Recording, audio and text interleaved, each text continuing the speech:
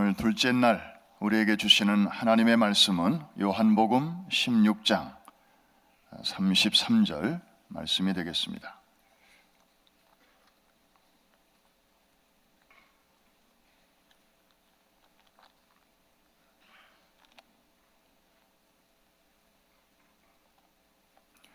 요한복음 16장 32절과 33절 두 절의 말씀을 보실 것인데, 제가 32절을, 여러분이 33절을 읽어주시기를 바랍니다.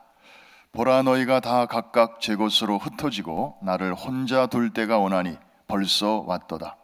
그러나 내가 혼자 있는 것이 아니라 아버지께서 나와 함께 계시느니라. 이것을 너희에게 이르는 것은 너희로 내 안에서 평안을 누리게 하려 함이라. 세상에서는 너희가 환난을 당하나 담대하라. 내가 세상을 이기었노라.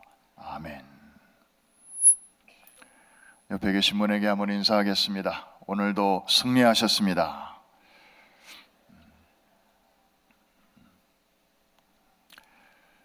어제는 러시아 계통의 유대인 화가 마르크 샤갈의 하얀 십자가라고 하는 그림을 우리가 감상했습니다. 원래 유대인들은 음악가는 많아도 미술가는 많지 않습니다. 그 이유는 여러 가지 이유가 있겠지만 십계명 때문이 아닌가, 그렇게 해석이 됩니다. 십계명에 보면 이렇게 눈에 보이는 형상, 이런 것들을 만들지 말라. 그래서 그걸 문자적으로 지키려고 하다 보니까 그림이라고 하는 것은 눈에 보이는 형상이다. 그래서 이제 그런 쪽으로는 별로, 이 시각 예술 쪽은 디벨롭이 잘 안 됐고, 그 대신 청각 예술 쪽은 아주 유명한 음악가들이 많이 나온 것을 우리가 알 수 있습니다. 오늘은 좀 시대를 다시 거꾸로 거슬러 올라가서 15세기에 활동했던 히에로니무스 보스가 그린 골고다 언덕을 오르는 예수라는 그림을 여러분들과 함께 보시겠습니다. 바로 중앙에 있는 LED 화면을 통해서 그 그림이 정사각형으로 거의 나오고 있습니다. 좀 분위기가 좀 그렇죠. 어둡고 침침하고, 그리고 사람들의 표정이 아주 음산하기 짝이 없습니다. 이 화가는 네덜란드 사람인데 레오나르도 다빈치와 같은 시대, 동시대의 인물입니다. 한쪽은 이탈리안이고 이쪽은 네덜란드 사람인데, 이 보스는 종교적인 그림을 많이 그렸습니다. 근데 그 당시에 미술의 그 추세는 아주 사실적인 그림을 그리는 것이었습니다. 여러분, 레오나르도 다빈치의 그림을 보시잖아요. 유명한 모나리자라든지 뭐 이런 그림들을 보면 사람을 그냥 표정부터 다 이렇게 사실적으로 그렸고, 그것이 가장 멋진 아름다움이라고 생각을 했습니다. 사람을 그려도 머리끝부터 발끝까지 주로 이렇게 다 온전히 그렸습니다. 그런 시대 속에서 이런 보편적인 화풍과는 달리 이 보스라고 하는 사람은 아주 자유로운 상상력을 마음껏 발휘하는, 그래서 이 판타지성의 환상적인 그림을 많이 그렸습니다. 시대를 뛰어넘어서 이러한 그의 자유로운 화풍은 이제 다음에 나타나는 초현실주의 미술에까지 영향을 미쳤습니다. 여러분들이 저 그림에서 보는 것처럼 어떤 사람들에게 아주 바짝 다가가 가지고 그들의 얼굴만, 주인공들의 그 얼굴 모습만 표현하는 이런 스타일은 정말 그 시대로 봐서는 이거는 파격적이고 또 대담한 구도였습니다. 1500년대 예술에서는 존재하지 않는 종류의 그런 화풍이었습니다. 왜 이 화가는 멀리서 사람들의 온전한 모습을 그려내기보다는 저렇게 가까이 마치 카메라를 확 얼굴에다가 들이대는 것처럼 저렇게 했을까? 뭘 표현하고 싶었을까? 자세히 보시면 사람들의 얼굴 표정을 아주 생생하게 볼 수 있습니다. 이 화가는 성경이 말하는 바 인간의 그 타락한 본성, 그것을 아주 적나라하게 할 수 있으면 표현하기를 원했습니다. 그리고 그 타락한 본성 때문에 생기는 지옥 같은 그런 끔찍한 고통스러운 모습을 아주 생생하게 그려내기를 원했던 것이죠. 그래서 이 화가는 별명이 하나 있는데 지옥의 화가다, 혹은 악마의 화가다. 물론 이분의 신앙이 그렇다는 게 아니고 그런 모습을 그려내려고 애를 쓴 이제 크리스찬 화가라는 뜻이죠. 여기 보면 일단 군중들의 모습이 나옵니다. 그림을 전체적으로 이렇게 보시면 이렇게 대각선을 여러분이 그으시면 좋을 것 같습니다. 그 대각선이 만나는 중심에 바로 예수님의 얼굴이 중앙에 딱 보이게 되고요. 그리고 예수님이 지고 가시는 십자가가 대각선을 그대로 지나가고 있습니다. 그리고 그 대각선을 중심으로 전후 좌우에 동서남북에 여러 군상들이 보이는데 하나같이 아주 악마적이고 그리고 아주 어둡습니다. 짐승들처럼 그려져 있습니다. 이것은 모든 인간의 내면 속에 들어있는 죄성, 이것을 의미하고 있습니다. 너나 할 것 없이, 좌우 할 것 없이 하나같이 사악한 모습입니다. 그리고 저들은 제각기 딴 쪽을 바라보고 있습니다. 십자가와 전혀 관계없는 저마다의 방향을 바라보고 있습니다. 자기 소견에 옳은 대로, 자기의 관심사대로 엉뚱한 방향을 지금 쳐다보면서, 그러면서도 서로는 저렇게 으르렁거리고 있습니다. 오늘날 예수님과 상관없이 살아가는 사람들의 그 내면의 모습을 저렇게 그림으로 표현한 것입니다. 조금 더 디테일로 한번 들어가 볼까요?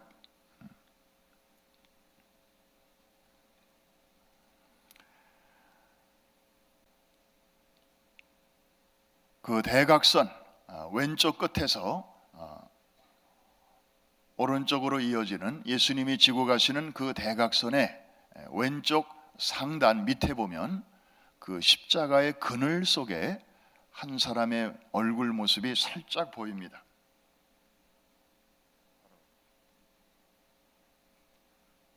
보이시나요? 네, 저 사람이 누굴 것 같습니까? 구레네 시몬의 모습입니다. 하늘을 바라보는데 눈은 자세히 보이지 않고 그늘에 가리운 채로 어떤 사람이 양손으로 십자가를 이렇게 밑에서 받치고 있는 그런 모습으로 등장하고 있습니다. 왜 하늘을 저렇게 쳐다보는지, 왜 어쩌다가 내가 왜 이런 일을 맡게 되었는지 아마 하늘을 향해서 질문하고 있는 그런 분위기가 좀 느껴집니다. 그리고 그 대각선을 따라 오른쪽으로 쭉 내려가면 아주 이 그림 전체에서 가장 강력한 인상을 주는 한 남자의 얼굴이 보입니다.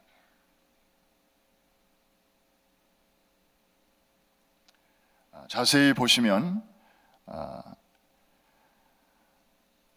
이빨이 몇 개 남지 않았고 그리고 아주 으르렁거리는 그런 모습입니다. 단단히 화가 나 있고 분노가 차 있는 그런 모습입니다.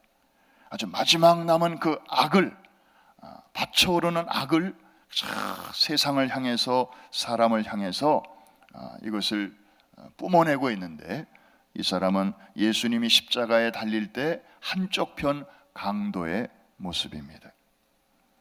끝까지 주님이 바로 옆에 계신데도, 구원의 길이 옆에 바로 있는데도 그 초청에 응하지 않고 자기 길을 걸어간 그런 강도의 모습입니다. 게스마스라고 하는 이름의 강도였습니다. 그 다음에 또 다른 강도가 있었죠. 그 강도의 모습도 저 그림 속에 등장하고 있는데, 오른쪽 상단에 보면 거기 세 사람의 얼굴이 보이는데, 그 중에 가운데 있는 이 사람, 저 사람이 바로 또 한편의 강도입니다. 예수님으로부터 오늘 내가 나와 함께 낙원에 있으리라, 이러한 구원의 초청을 듣고 막차를 타고 이제 구원의 관문을 통과한 그런 사람입니다마는, 저 표정은 이제 그 말을 듣기 직전에 그 강도의 모습입니다. 바로 이 사람의 그 왼쪽에 보면 캐톨릭 신부의 모습이 나옵니다. 지옥에 대한 공포에 대해서 막 무섭게 이제 말하고 있는 신부의 말 때문에 아주 얼이 빠져 있는 그 강도의 모습, 화가는 저렇게 표현하고 있습니다. 그리고 이제 왼쪽 하단에 보면 그 다 성나고 그리고 다 악마 같은 그런 사람들의 모습 사이에 한 여인의 모습이 등장하고 있습니다. 베로니카라고 하는 여인의 모습입니다. 이 여인은 성경에 나오는 인물은 아닙니다. 전승에 의하면 예수님이 이제 십자가를 지고 골고다를 향하여 이 800m의 험한 언덕길을 올라가고 계실 때 몇 번 쓰러지셨습니다. 그때 이 베로니카라고 한 여인이 예수님께 다가와서 정말 그 얼굴에서 흐르는 그 피와 땀이 섞여 있는 그것을 자기의 손수건으로 닦아드렸다. 지금도 예루살렘의 그 비아 돌로로사, 슬픔의 길, 거기를 가다 보면 6번째 스테이션에 그 베로니카가 예수님을 그 이마에서 그 피땀을 닦아드렸다고 하는, 전해져 내려오는 그 장소에 그 기념 팻말이 있습니다. 그래서 이 그림에 보면 이 여인이 바로 베로니카인데, 그 앞에 그 수건이 보이죠? 그 수건에는 자기가 닦아드렸던 예수님의 얼굴이 그대로 저렇게 생생하게 표현되고 있습니다. 성경에 나오는 그런 이야기는 아니기 때문에 우리가 거기에 깊이 의미를 부여할 필요는 없겠습니다만은, 어쨌든 그 시대 중세 그 사람들의 마음속에, 저 악한 사람들의 그 군중 속에 들어있는 한 여인의 헌신을 저희 그림으로 표현했습니다. 중요한 것은 바로 저런 그 혼돈, 그리고 죄악이 난무하는 저 한 복판으로 지금 십자가가 지나가고 있습니다. 예수님은 지그시 눈을 감고 묵묵히 저 십자가를 지고 지금 행진하고 계시는 것입니다. 그야말로 세상 죄를 지고 가는 하나님의 어린 양의 모습입니다. 예수님이 어린 양이라면 그 주위에 있는 사람들의 모습은 마치 이리와 늑대와 같습니다. 사나운 저 동물들 사이에 어린 양이 지나갑니다. 여러분, 어떻게 되겠습니까? 어린 양은 머지않아 갈기갈기 찢어지는 희생양이 되고 말 것입니다. 화가는 예수님께서 오신 목적을 저렇게 그림으로 표현하기를 원했던 것 같습니다. 십자가는 어느 곳에 필요합니까? 이미 평화가 있는 곳, 이미 하나님의 나라가 임한 곳이 아닙니다. 저렇게 어둠이 있는 곳, 저렇게 분쟁이 있는 곳, 저렇게 저마다의 관심사만을 향해서 뚫어지게 바라보고, 그리고 으르렁거리면서 오늘도 살아가는 그 사람들의 삶의 한복판, 십자가는 거기에 필요한 것입니다. 그래서 성경에도 보니까 하나님이 세상을 이처럼 사랑하사 독생자를 주셨으니, 하나님이 교회를 이처럼 사랑하사 독생자를 주셨으니, 그렇게 말씀하지 않았습니다. 한번 따라해 주시기 바랍니다. 하나님이 세상을, 바로 저 그림에 나타나는 저 모습이 바로 세상의 모습입니다. 예수님은 저 소굴로 들어오신 것입니다. 평화의 어린 양으로. 그래서 정말 도살장에 끌려가는 양과 같이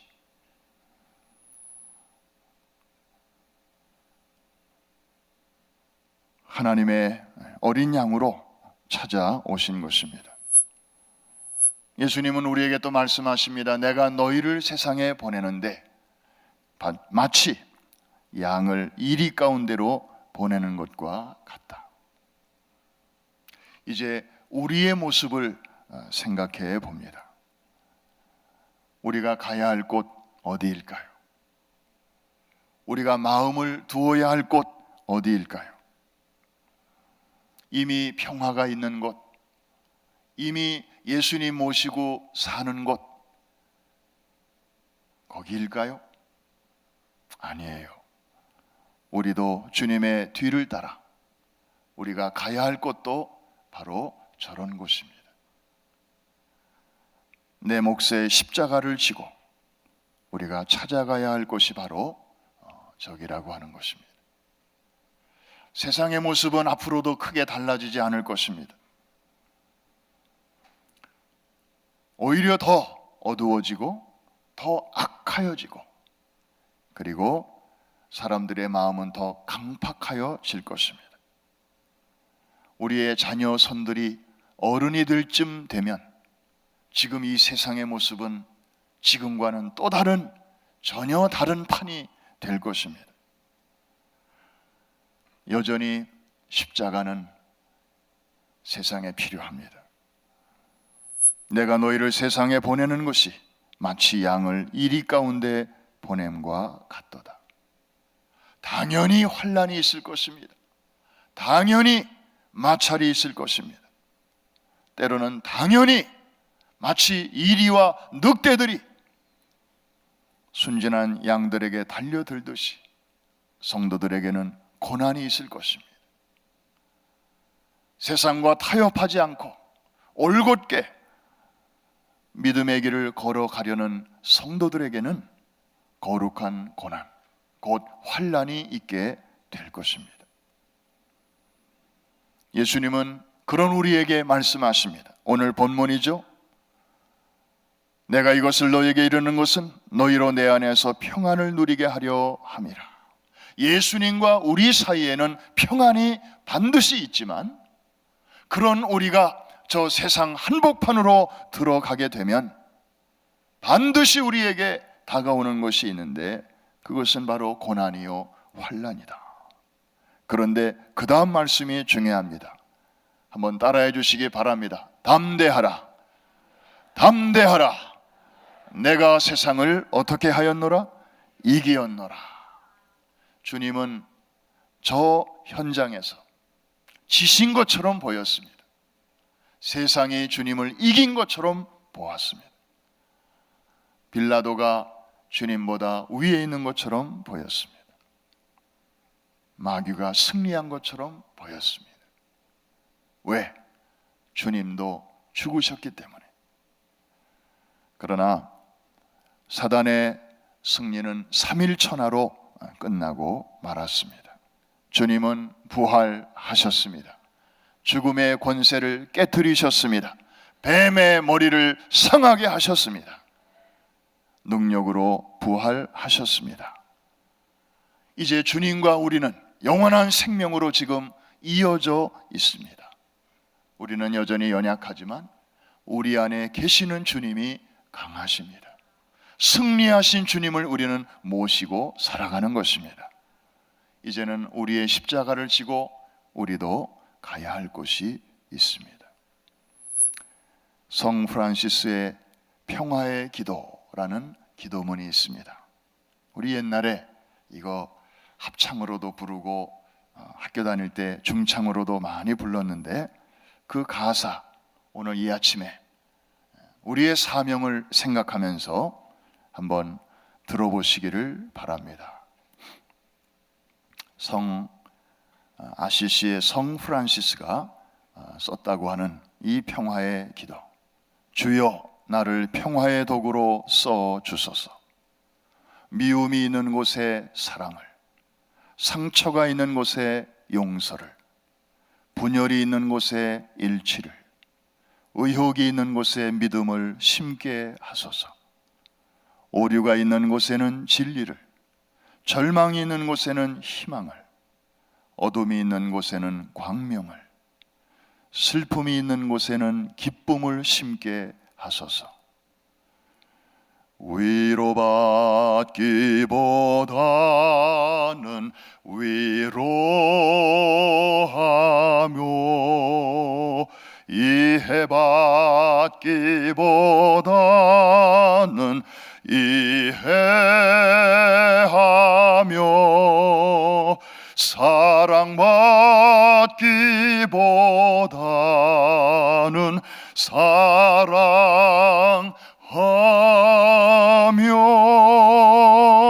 자기를 온전히 줌으로써 영생을 얻기 때문이니. 그 다음은 다 같이 주여 나를 평화의 도구로 써 주소서.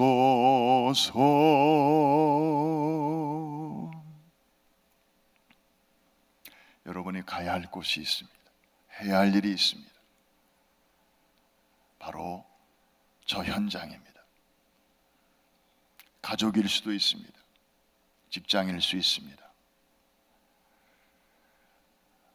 그것만 생각하면 우리의 마음이 짓눌리는 고통의 현장이 있습니다. 그런데 주님은 십자가가 바로 그 한복판에 세워지기를 원하십니다.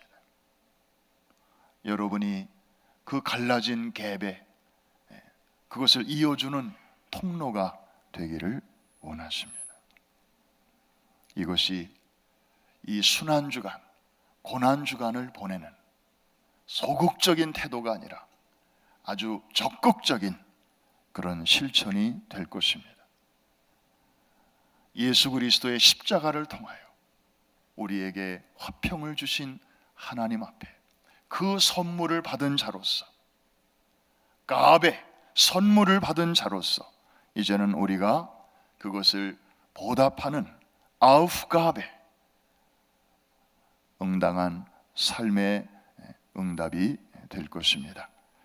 우리의 사명을 생각하면서 우리 찬송 한 장 부르시고 우리 자유롭게 기도하는 시간을 갖겠습니다. 십자가를 나도 지고 가겠습니다 라는 찬양이 있는데요, 341장, 우리 자리에서 한번 다 일어나셔서 우리 결단하는 마음으로 같이 부르겠습니다. 341장.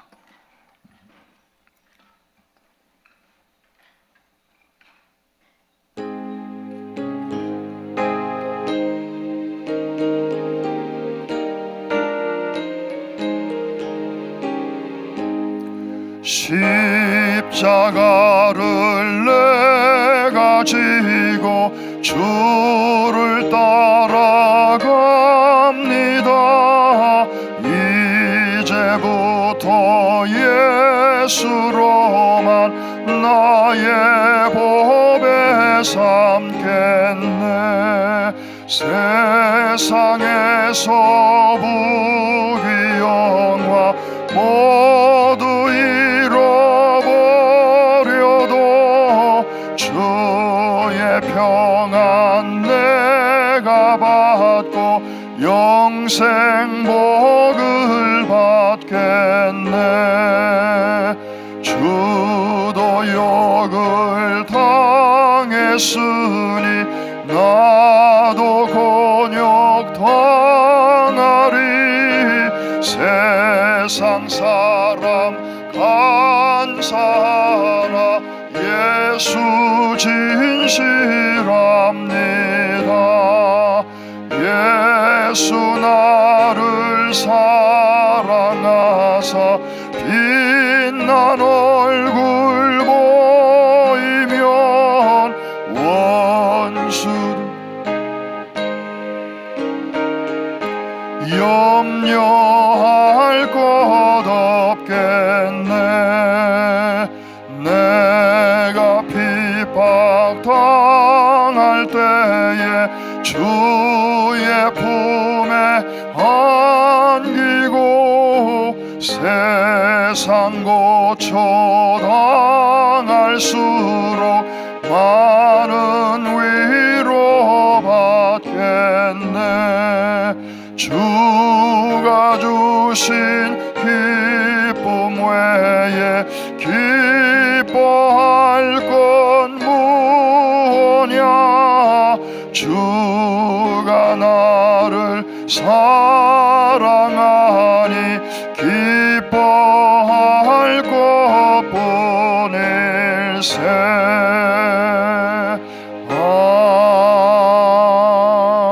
아멘. 우리 자리를 정돈하시겠습니다. 주의 십자가 밑으로 우리도 나아갑니다. 은혜의 십자가, 자비의 십자가, 우리가 원수 되었을 때에 우리에게 먼저 다가오시고 십자가로 하나님과 우리 사이를 이어주셨습니다. 우리는 화평을 누리게 되었습니다. 하나님과 평화를 누리게 되었습니다. 이제는 우리 몫의 십자가를 지고 우리가 가야 할 곳이 있습니다.